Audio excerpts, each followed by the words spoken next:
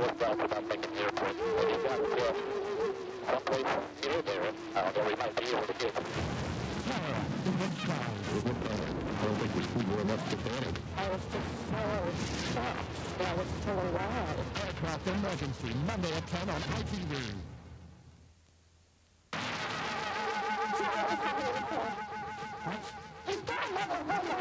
Policing the truth, because Monday at 9 ITV. Next on LWT, the ITV Weekend News with Nicholas Aaron.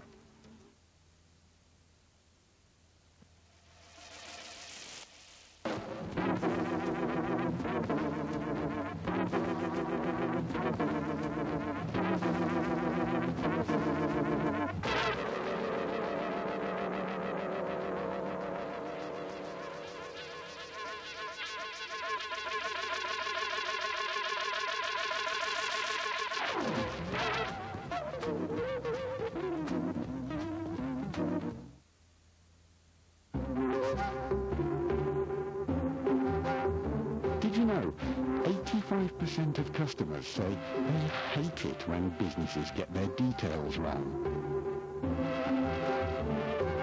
So how do you make the right impression? Complete rubbish. Visit our website. 5. Here's the good news. Less is now officially more. Sam Mendes, one of Britain's leading theatre directors.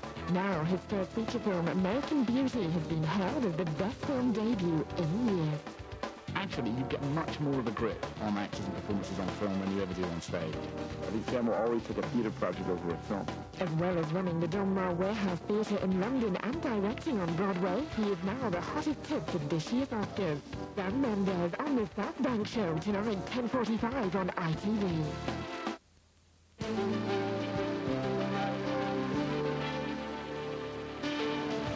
You're watching LWT, part of the ITV network. On their way, half the Afghan hostages go home tonight. Reconciliation, Britain's gift to Dresden more than half a century on.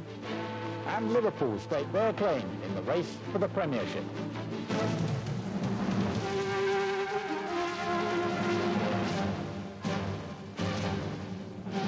From ITN, the ITV Weekend News with Nicholas Owen.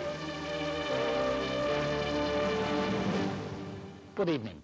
More than 70 of the Afghan hostages caught up in the Stansted hijack are finally beginning their journey home tonight. They're expected to take off from RAF Bryce Norton for Afghanistan shortly. Far more of the former hostages are leaving than have been expected. More than 70 others are still seeking political asylum. Harry Smith reports. The freed hostages left their Gloucestershire holding centre shortly after 8 o'clock tonight. There were far more than expected aboard the 3 buses, and many smiled and waved as they passed our cameras. The fact that so many have decided to return home will be a great relief to the government, which has come under increasing pressure to ensure that neither the hijackers nor their hostages be allowed to stay here permanently.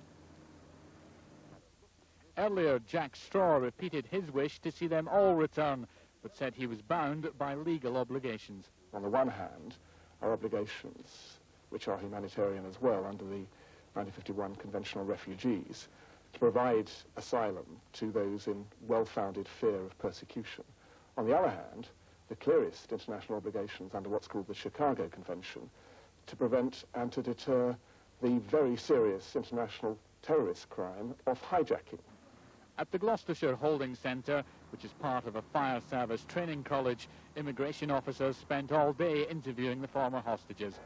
The jet chartered to take them home has been parked for days at RAF Bryce Norton, about 20 miles away. Tonight's larger-than-expected departure still leaves 73 of the former hostages here at the Immigration Service Holding Centre. Their applications for political asylum could take weeks or even months to process. Harry Smith, ITN, Gloucestershire. British and Irish ministers will meet tomorrow to try to rekindle the stalled political process in Northern Ireland. Today there were claims that the head of the independent arms decommissioning body has further information from the IRA that could help restore negotiations. From Belfast, here's John Irvine. Parliament buildings at Stormont. For now, power has gone from here, and for local politicians, the building is largely redundant. Unionists insist they will only sit down in government with Republicans again when decommissioning has happened. They've been given opportunity after opportunity, and they've regularly failed to take it. So I have to say to them, it is making wind-up time. And that goes for the whole of the Republican movement. This has been a difficult weekend for Peter Mandelson. Nationalists want him to restore devolution. And to that end, Seamus Mallon has suggested that the general dealing with decommissioning may have more information to pass on about IRA intentions. I have reason to believe that he has further information which is very significant in relation to his second report, which may change the complexion of this very substantially indeed. With the political process now in limbo, British and Irish ministers will meet tomorrow to try to take the lead and work out a way forward. Although most of those involved in this process are exhausted, there is the feeling that negotiations should resume soon, or else Unionists and Republicans, already divided over decommissioning, could move even further apart. John Irvine, ITN, Belfast. An 11-year-old boy died and 3 members of his family were injured when a rally car lost control and hurtled into a group of spectators. 2 others were also injured in the accident, which happened during a local rally in Northumberland. Kevin Dunn has the details. The Vauxhall Nova left the track during the first stage of a rally at Bennett's Field, near an army training ground in Northumberland. It was one of 69 cars taking part in the annual Apex Cheviot rally when it ploughed into a group of spectators, killing the 11-year-old boy. 3 other members of his family were taken to Newcastle General Hospital with serious injuries. The driver and co-driver of the car were slightly hurt. Police said the car went out of control on a tight bend. He was coming up the single-track road. The vehicle has been lost control of, and it's hit a mound of earth and then left the ground and landed on top of the pedestrians. The rally attracted competitors from across the country, but the driver who crashed was, it is believed, taking part in his first competition. Kevin Dunn, ITN. The biggest government investigation into claims that British shoppers are being ripped off has confirmed that many items are more expensive here than in other countries. It found British consumers are charged more for shampoo, coffee and toilet paper, but they pay less for things like nappies and breakfast cereals. One of the most controversial Allied actions of the Second World War, the carpet bombing of the German city of Dresden, was remembered today in a special act of reconciliation. The Duke of Kent presented a replica of an 18th century golden cross to the city to replace the original, which was destroyed by Allied bombers more than half a century ago. Here's Annabel Roberts. This golden cross, paid for by British donations, was presented at a ceremony on the 55th anniversary of the Allied raid on Dresden. On February the 13th, 1945, British and American bombers attacked the German city. 80% of Dresden was destroyed and 35,000 people killed. All that remained was rubble. Before, the city was famous for its architecture, with a skyline dominated by a Baroque church. It's now being restored, and today the Duke of Kent handed over an exact copy of the 18th century Golden Cross, which once topped the dome. It was designed by a Briton whose father was a bomber pilot. One of the stories he did tell us was the fact, the sheer horror of the Dresden bombing. It left my father a saddened man. He was not proud of what had happened. Today, historians are divided, some believing the bombing caused needless loss of civilian life for no strategic advantage. Annabel Roberts, ITN. Football, there was another crucial match in the battle for the Premiership today. Liverpool emerged as serious contenders after they beat Arsenal 1-0, effectively extinguishing the London side's championship hopes. Here's Ian Abrahams. Liverpool went into the game at Arsenal as championship hopefuls. They emerged after their 1-0 win as challengers. Unbeaten against Arsenal for 6 years, they won the game courtesy of a TD camera goal after 18 minutes. Who needs the injured Robbie Fowler or Michael Owen when there's a cool finisher like Camera around? Arsenal dominated the second half, but Thierry Henry headed just over. Mark Overmars fired just wide. And Patrick Vieira volleyed against the underside of the crossbar. Arsene Wenger says his side now can't win the title, and after slipping below Liverpool to 4th, will be lucky to finish in the top 3 and qualify for the Champions League. While Gerard Houlliers' side is 6 points behind Manchester United. They go to Old Trafford in 3 weeks' time. Ian Abrahams, ITN Sport. Cricket, despite an apparently match-winning start, England lost the final of the triangular one-day series against South Africa tonight.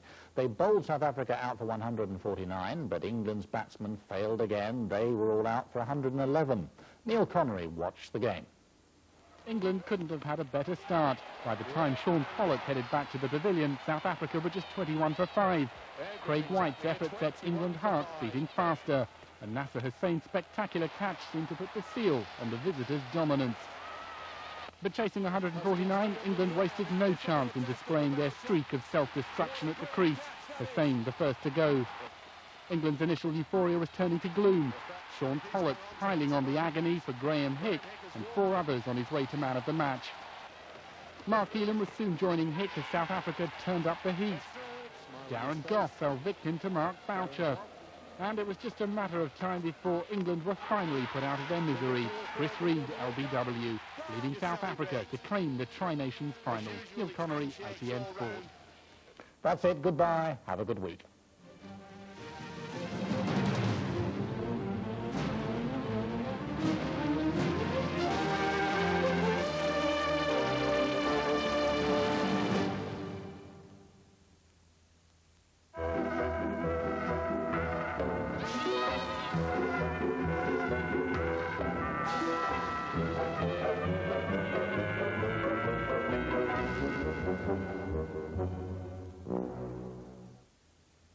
Good evening, a very different day coming up tomorrow, so I thought we'd have a last lingering look at today's splendid sunshine. Of course, the sun has now set and the temperatures have taken something of a nosedive. A widespread frost setting in later on tonight, as low as -3, perhaps a little bit low in a few places.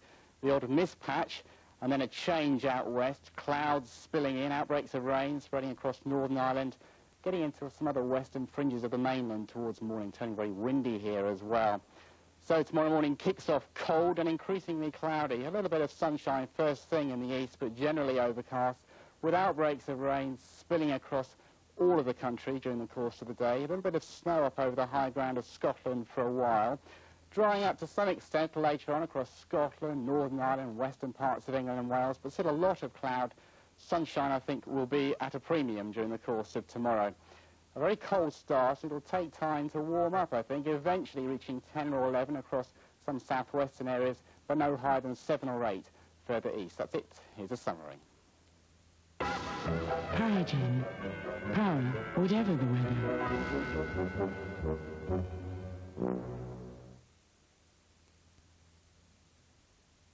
GMTV goes global round the clock. This is the GMTV website, and I'll be showing you around. GMTV logs on to internet shopping, consults with cyber doctors, browses for holidays, and puts infants to the internet test. Stay with GMTV 24 hours, 7 days a week.